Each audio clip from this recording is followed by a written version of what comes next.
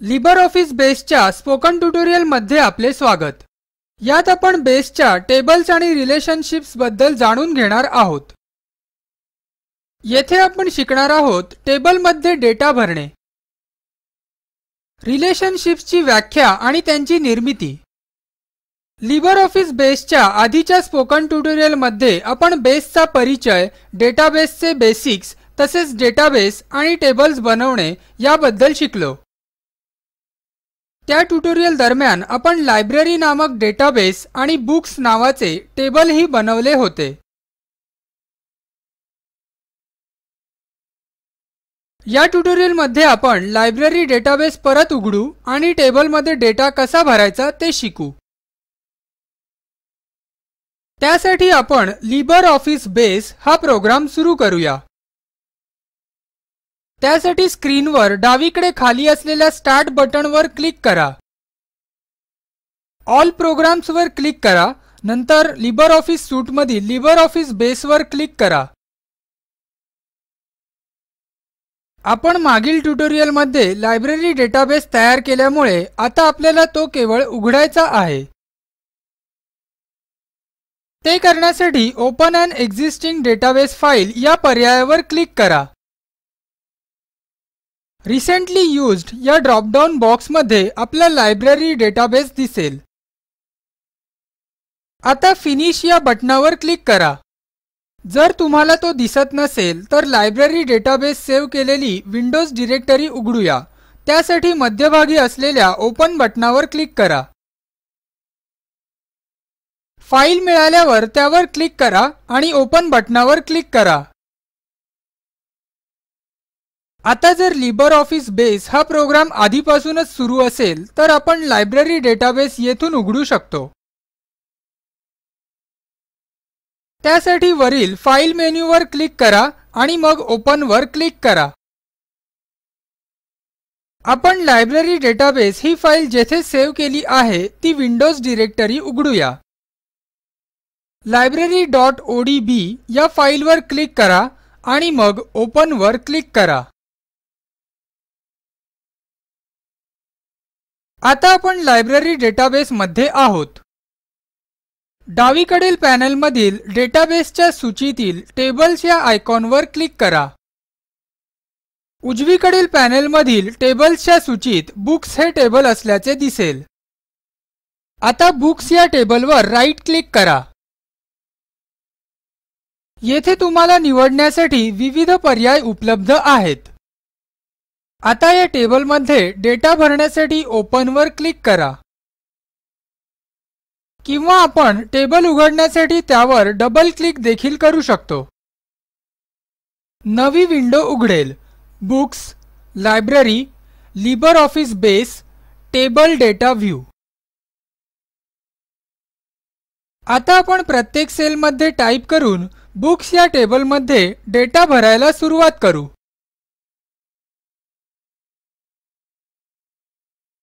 लक्षात घ्या की बुक आयडी या कॉलमला ऑटो फिल्ड आहे. याचा अर्थ आपण समाविष्ट करत असलेल्या डेटाच्या प्रत्येक ओळीला बेस आपोआप चढत्या क्रमाने क्रमांक देईल. स्क्रीनवर दाखवल्याप्रमाणे आता आपण एक रोच्या सेल्समध्ये डेटा भरूया.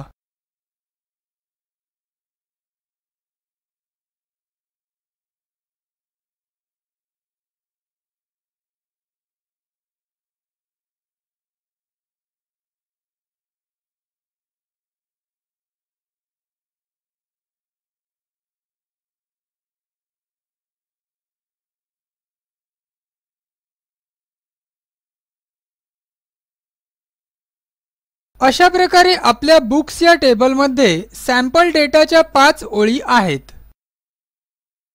वरील फाईल मेनूमधील क्लोज वर क्लिक करून आपण ही विंडो बंद करूया.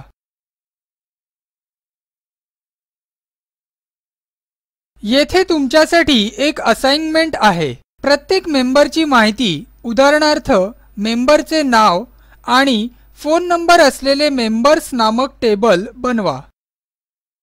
त्यामध्ये ही पुढील 3 फील्ड्स समाविष्ट करा. Member ID with field type integer आणि ही प्रायमरी की बनवा. Name with field type text. Phone with field type text. हे झाले की मेंबर्स टेबल अशा प्रकारे दिसेल. आता ही विंडो बंद करा.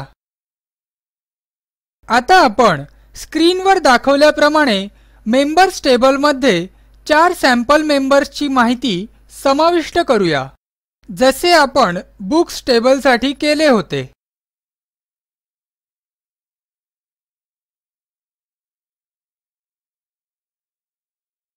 हे झाले की आपण विंडो बंद करू. आता मुख्य विंडोवर परत जाऊन टेबल्स या आयकॉनवर क्लिक करा. आता आपण बुक्स इश्यूड हे तिसरे टेबल बनवूया. बुक्स इश्यूड या टेबलमधील फील्ड्स पुढील प्रमाणे असतील. Issue ID, field type integer,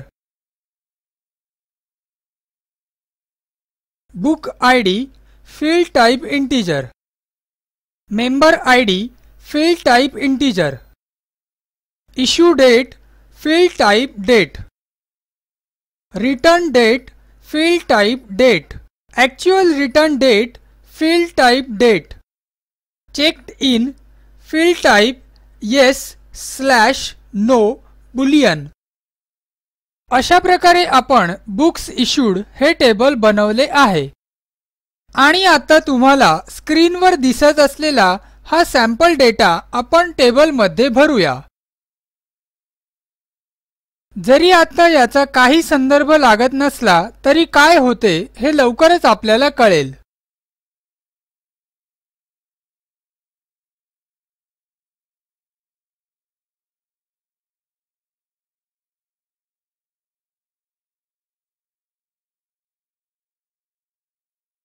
आता आपल्या लायब्ररी डेटाबेसमध्ये सॅम्पल डेटा सहित 3 टेबल्स आहेत. आता आपण डेटाबेसमध्ये रिलेशनशिप्स निर्माण करण्याबद्दल जाणून घेऊ. आपण 3 वेगवेगळ्या प्रकारची माहिती संचित करण्यासाठी 3 टेबल्स बनवली आहेत.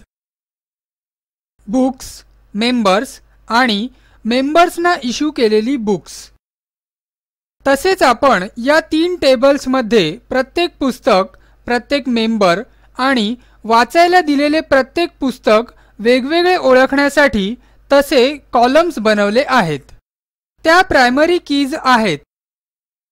प्रायमरी कीजचा एक फायदा म्हणजे ती अनेक टेबल्समध्ये संबंध प्रस्थापित करण्यास मदत करते. परंतु आपल्याला या रिलेशनशिप्सची गरज का भासते? बुक्स इश्यूड या टेबलकडे लक्ष द्या. येथे आपण बुक आयडी आणि मेंबर आयडी ही फील्ड बघू शकतो. बुक्स इश्यूड या टेबलमध्ये त्यांची कोणतीही व्हॅल्यू असू शकते.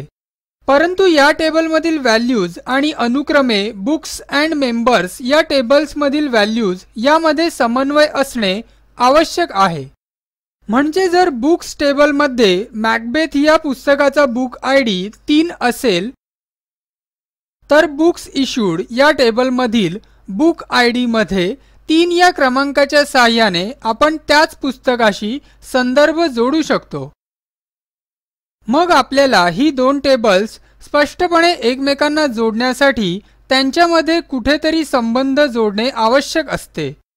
उदाहरणार्थ, मॅकबेथ हे पुस्तक रवी कुमार यांना 2 जून 2011 रोजी दिले गेले आहे.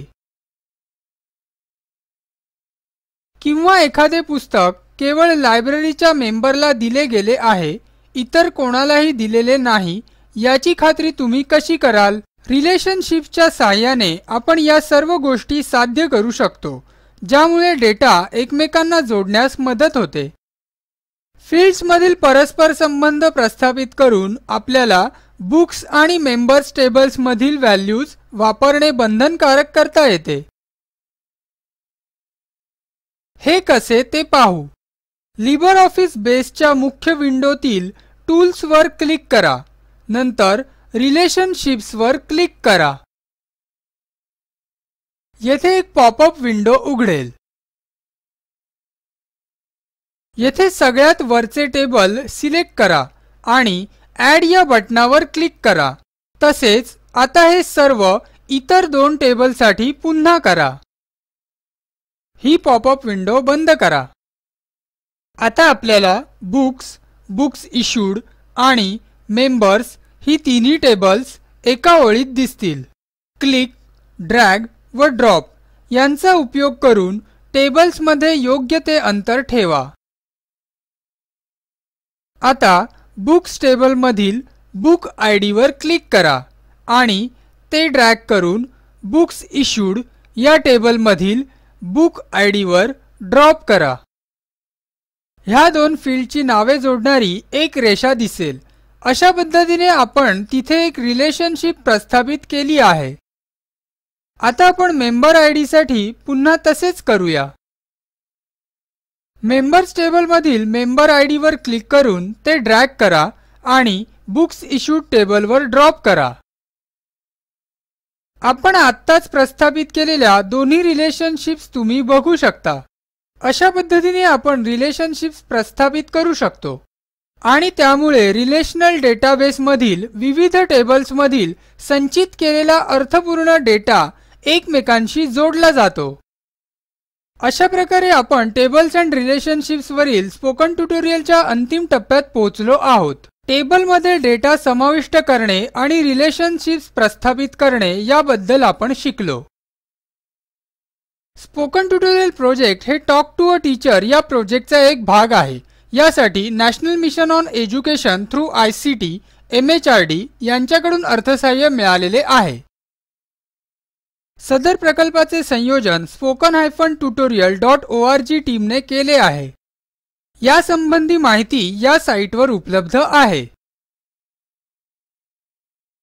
ह्या ट्युटोरियलचे मराठी भाषांतर मनाली रानडे यांनी केले असून आवाज जगदीश शिंदे यांनी दिलेला आहे. आपल्या सहभागासाठी धन्यवाद.